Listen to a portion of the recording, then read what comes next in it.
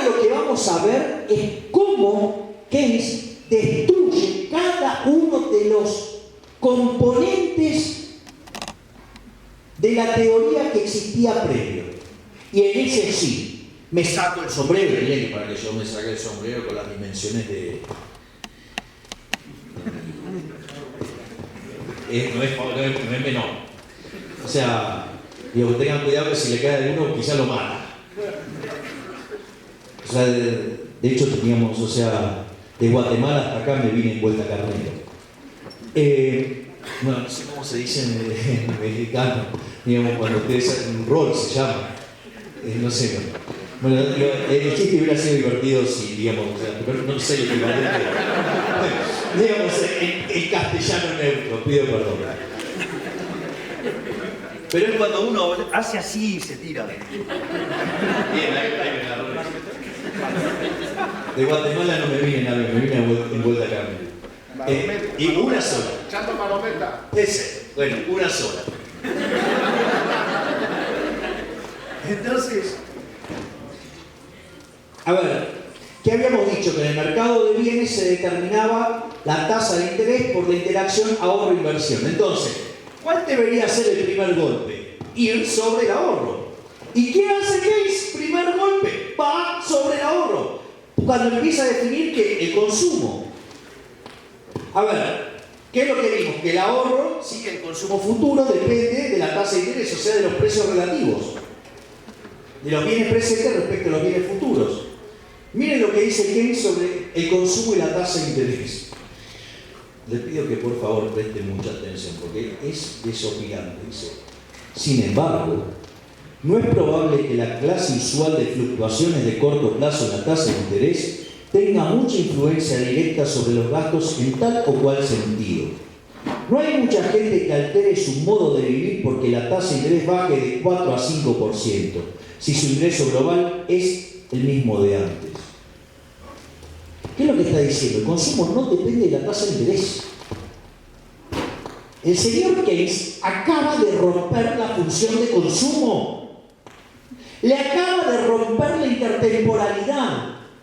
Y dice que no depende de la tasa de interés, no depende del cociente de precios relativos presentes y futuros, sino que depende del ingreso. Y esto, ¿qué es lo que transpira esto? Esto es Marshall.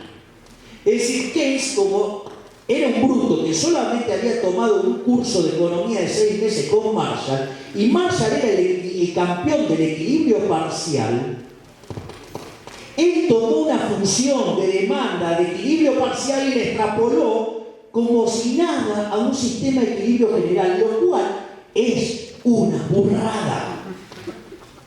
A ver, cuando ustedes trabajan en equilibrio general, ¿sí? O vamos a hacer más fácil. Cuando ustedes trabajan en equilibrio general y hacen el lagrangiano, que maximizan la función de utilidad sujeta a la restricción del presupuesto, ustedes derivan, ¿sí?, unas curvas de demanda que son homogéneas de grado cero en precios, pero como es algo parcial, el ingreso es un parámetro.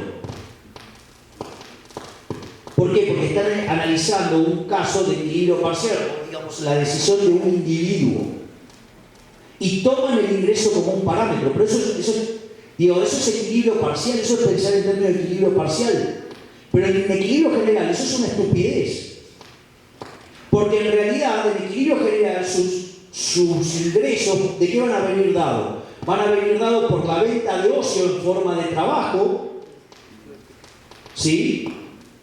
Con lo cual, digamos, ahí entra el salario, por decirlo de alguna manera. Y si ustedes, por ejemplo, tienen, digamos, participaciones en las empresas, van a percibir un beneficio de las empresas.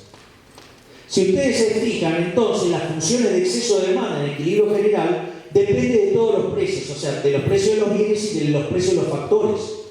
No hace falta poner el ingreso. ¿Por qué? Porque el ingreso queda determinado en la propia estructura del equilibrio. O digo, ¿por qué carajo se creen que los señores Arrow y Debré se vivieron pelando el culo tratando de mostrar la existencia del equilibrio general? No, porque eran unos boludos que estaban al pedo y no sabían qué hacer y se dedicaban a hacer eso. No, digamos, gente que, digamos, Arrow fue el premio Nobel de Economía más joven de la historia en 1971 junto a John Hicks. Digo, y ese fue Arrow, y Debré, digamos, lo ganó en 1982, así que no estamos hablando de gente. Entonces, ahí aparece entonces el primer problema. Acaba de romper la intertemporalidad. Pero no solo acaba de romper la intertemporalidad, porque era un bruto, sino que además deja las bases sentadas para establecer qué cosa, el multiplicador. A ver, ¿qué vendría a ser el multiplicador? Supongamos un ejemplo fácil, lo voy a hacer bien fácil para que se entienda, de la aberración que es el multiplicador. Keynes dice, bueno, el ingreso es igual a la demanda agregada y la demanda agregada es igual al consumo más la inversión. Entonces supongamos lo siguiente, que tengo un ingreso de 100, que es igual a la demanda agregada, y tengo 80 de consumo y 20 de ingreso, de inversión, quiero decir. Y ahora, digamos, como dicen los keynesianos, en realidad la función de consumo es una relación muy estable en términos de ingresos. Entonces podríamos decir, bajo esa lógica, que el consumo es el 80%, o sea, 0,8 del ingreso. Eso, que parece una cosa así ingenua, permite mandarlo del otro lado y que hace despejar ahí, o sea, despejar el ingreso. Y decir, ahora, que 5 veces la inversión es igual al ingreso. ¿Sí o no? Ese 5 es 1, ¿sí?, dividido 0,2. Que surge de hacer 1 menos 0,8. Es decir, aparece que la figura del multiplicador, donde el ingreso ahora viene dado por un factor K, llamado multiplicador keynesiano, contra la inversión. Claro, uno mira esa estructura matemática y parece que tiene sentido, salvo por el hecho de que es una pelotudez del tamaño de una casa. ¿Por qué? Porque ahora aparece en la mente de algún enfermo a decir que si yo duplico la inversión con el gasto público, por ejemplo, y la llevo de 20 a 40, ahora voy a tener un ingreso de 200. Y obviamente voy a tener un consumo de 160. Parece mágico.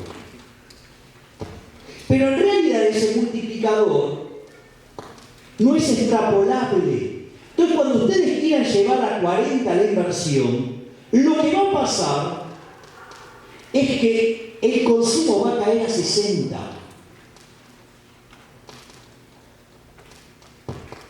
Bullshit que logró vencer a la ley de Say. A ver, Keynes no leía francés tampoco. Keynes tomó la cita de Say de un párrafo de John Stuart Mill, del cual se quedó con un pedazo y lo interpretó como a él le parecía.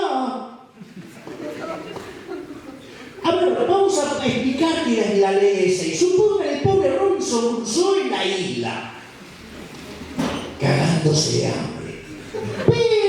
Pero están los árboles que tienen cocos ahí. Entonces, ¿qué es lo que tiene que hacer Robinson? El señor Robinson se tiene que trepar al árbol, o sea, tiene que laburar para poder hacerse de un coco y poder morfar. ¿Está claro? Bueno, según Keynes, ustedes pueden comer y después aparecen más cocos. Una cosa verdaderamente increíble. O sea, la cuestión es darle roca al consumo. Entonces, claro, ¿cuál es el punto? Entonces, imagínense cuando ustedes estén en un debate y le dicen, no hagas esto, porque en realidad vas a generar un quilombo inflacionario de órdago, tal que redistribuya el ingreso en contra de los más vulnerables y cae el consumo y llevarlo a 60. Y sucede que el malo soy yo. Claro, porque el vendedor de humo le dice, vos no tenés corazón.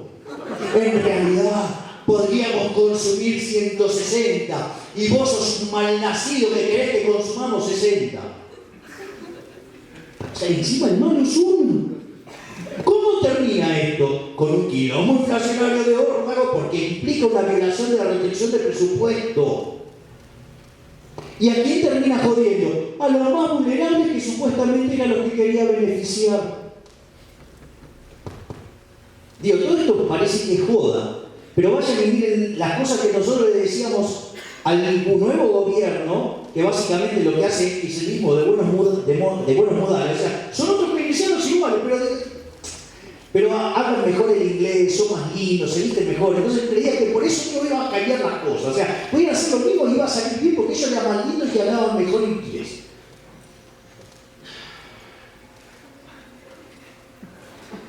Pero bueno, ustedes pueden decir que esto en realidad es un delirio mío. No. Entonces ahora vamos a ver qué dice Keynes. Dejamos sentado en el capítulo 8 que la ocupación solamente puede aumentar pan y paso con la inversión.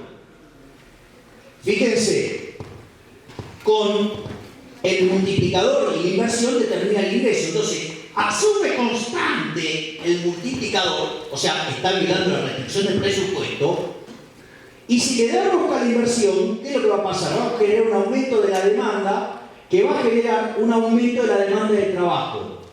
Y yo les voy anticipando lo que va a decir. Dice, ahora podemos llevar esta idea un poco más lejos. ¿Por qué? En circunstancias dadas, puede establecerse una relación definida, que llamaremos multiplicador, entre los ingresos y los gastos de inversión, y sujeta a ciertas simplificaciones entre la ocupación total y la ocupación directamente dedicada a inversiones.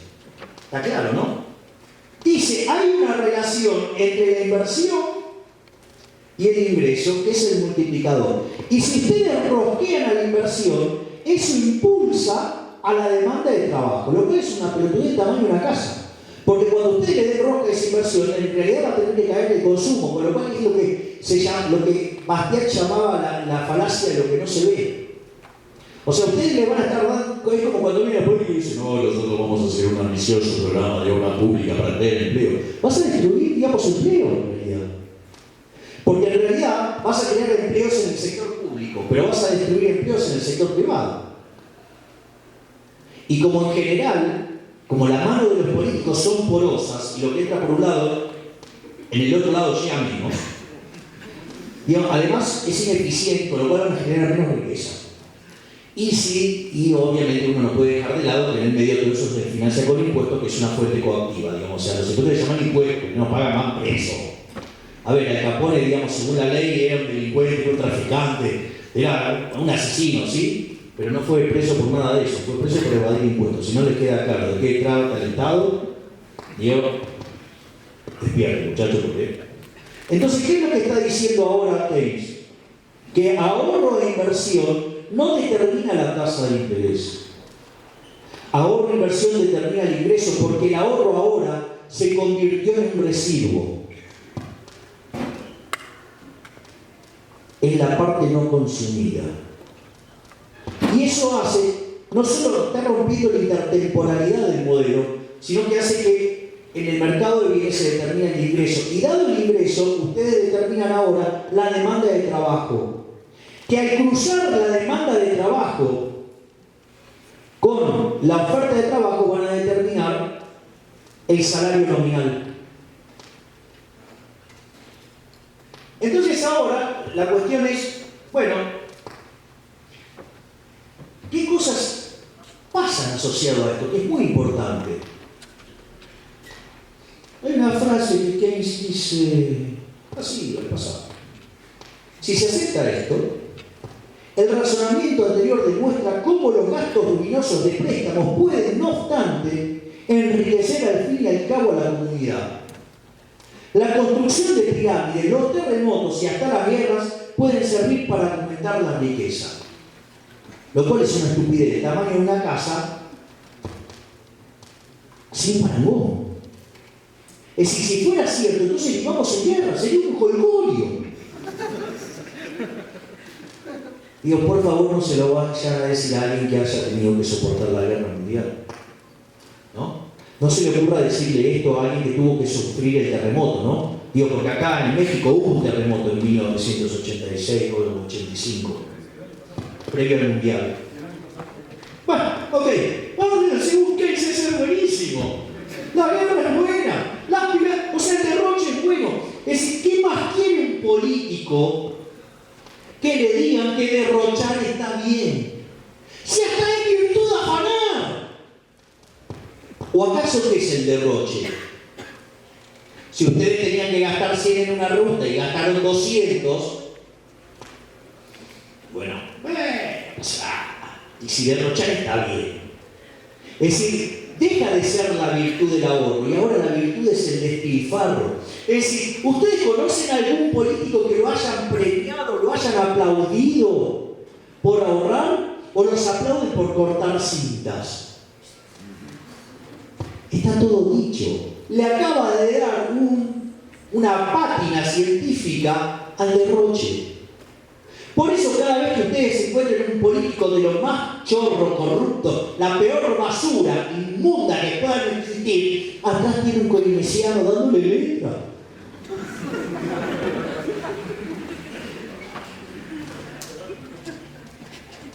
Digo, en Argentina pasó.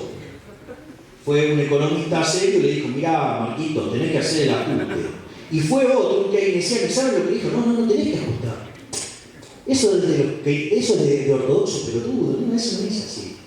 En realidad te explico lo que después tenés que hacer. Vos le tenés que dar rosca a la demanda, tenés que gastar más, porque eso va a generar un impacto tan fuerte sobre el PBI que va a crecer tanto,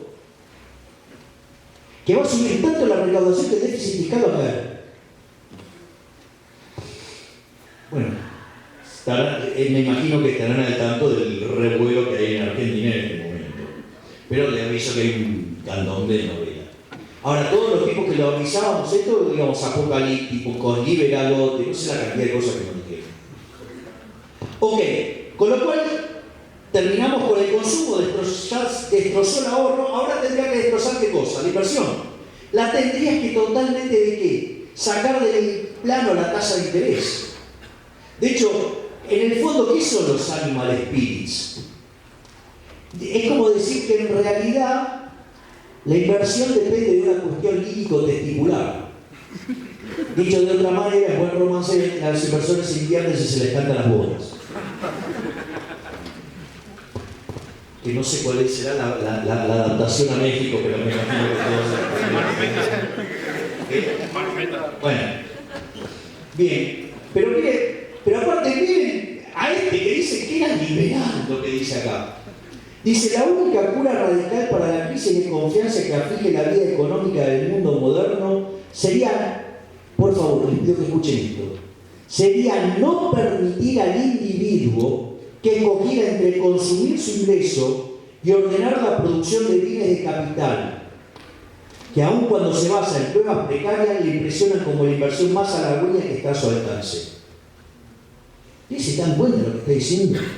O sea, son unos malditos esclavos que lo único que tienen que hacer es laburar y el Estado va a determinar qué es lo que consumen, por ende, qué es lo que ahorran y en qué tienen que ahorrar, para que de esa manera se ordene la producción como, digamos, el que está en la poltrona lo decía, o sea, él. Pero sigue con estas cosas. Digo, porque le encantaba la controversia, por eso no entiendo que lo consideraban liberal. O sea, tenía que estar bordeaux, no rojo ya. Dice, las consecuencias de la teoría expuesta son moderadamente conservadoras en otros aspectos, pues bien indica la importancia vital de establecer ciertos controles centrales en asuntos que actualmente se llevan casi por completo en manos de la iniciativa privada. Hay muchos campos de actividad a los que no afecta. El Estado tendrá que ejercer una influencia orientadora sobre la propensión a consumir, o sea, ¿qué es lo que vas a consumir? Te lo define el Estado. A través de un sistema de impuestos, o sea, ¿para qué? Para redistribuir el ingreso, fijando la tasa de interés y quizás por otros medios. ¿Saben qué significa otros medios, no? Bien, la fuerza bruta, sí. Y después dice que por otra parte parece improbable que la influencia de la política bancaria vía la tasa de interés afecta a la inversión. O sea, la inversión depende de vuelta de la cuestión de los animal spirits.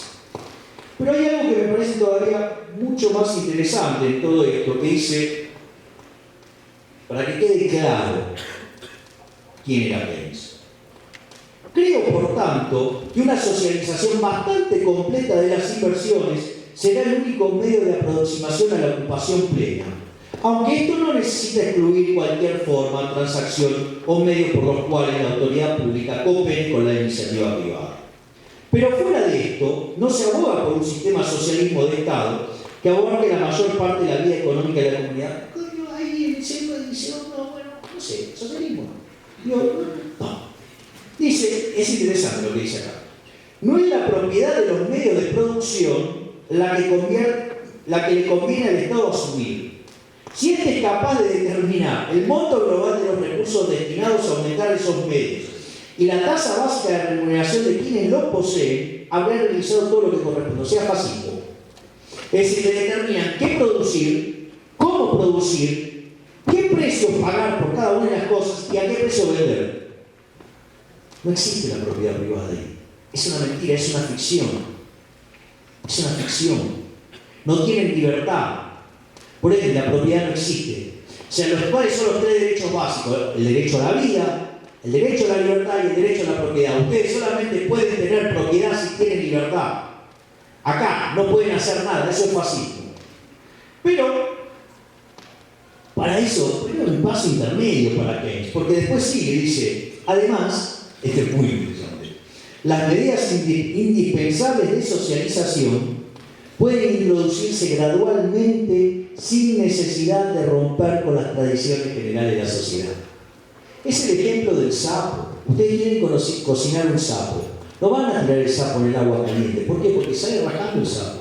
Entonces, ¿qué hacen? Lo ponen en agua fría y lo ponen a calentar. Cuando el sapo se da cuenta de boleta. Es eso. De hecho, el que entiende perfectamente esto es Hayek en Camino de Servidumbre. La intervención del Estado genera la falla del Estado, la falla del gobierno. Y eso que genera más demanda de intervención. Y así que va pasando, cada vez es más grande el tamaño del sector público. Entonces, fíjense que ahora tenemos que tanto el ahorro como la inversión quedaron desconectados de la tasa de interés. Mediante el multiplicador van a determinar el ingreso, o sea, mediante la violación de la restricción del presupuesto. De ahí van a derivar la demanda de trabajo, que cruzada contra los salarios, contra la oferta de trabajo, va a determinar el salario nominal.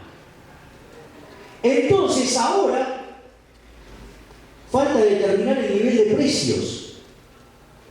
Menger, en 1871, cuando escribe Los Principios, desarrolla algo que después von Wieser lo llamó el principio de imputación. Y es que son los precios los que determinan los costos y no los costos los que determinan los precios. Se los hago con un ejemplo bien fácil. Supongan que ustedes van a un lugar y descubren que no hay vino. Entonces dicen, bueno, voy a producir vino, me lleno de guita. Entonces agarra, se consigue la uva, la botella, la etiqueta, el corcho, todo lo que necesita para hacer un vino, ¿no? Y como están ustedes solos, le van a cargar un bruto margen. Están en una sociedad de artemios. ¿Cuánto vale esa botella de vino? ¿Se imaginan qué podrían hacer, ¿no? Con esa botella? Digamos,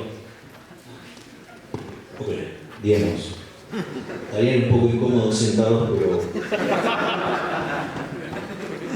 Entonces, Dios, en el fondo, son los precios los que determinan los costos, porque es lo que les permite pagar por los distintos factores. Pero, ¿qué dice Keynes? Que obvio, es un ignorante, desconocía la teoría económica. O sea, a mí me gusta porque en Argentina hay un ejército de pelotudos que cuando deciden, no, vos estás proponiendo ideas que tienen 200 años. A ver, 1 más 1 es 2 hace un montón de tiempo y sin embargo sigue siendo válido, ¿no? O sea, y la ley de la gravedad pasa en 200.000 años y va a pasar lo mismo. O sea, digo, no te tires de un piso 200 porque te vas a matar, tarado. Pero estos son los que van cayendo y dicen, que te equivocaste.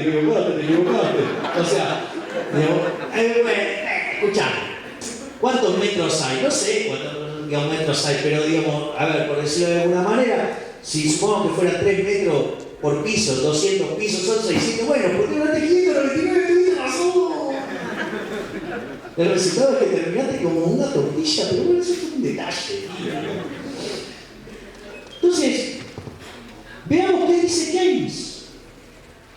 Dice, el nivel particular de precios en una rama industrial concreta depende en parte de la tasa de remuneración de los factores productivos que entran en su costo marginal y en parte de la escala de producción. No hay motivos para modificar esta conclusión cuando pasamos a la industria en conjunto. Entonces, el nivel general de precios depende en parte de la tasa de remuneración de los factores productivos que entran en el costo marginal y en parte de la escala de producción como un todo, es decir, del volumen de ocupación. ¿Qué es lo que está diciendo?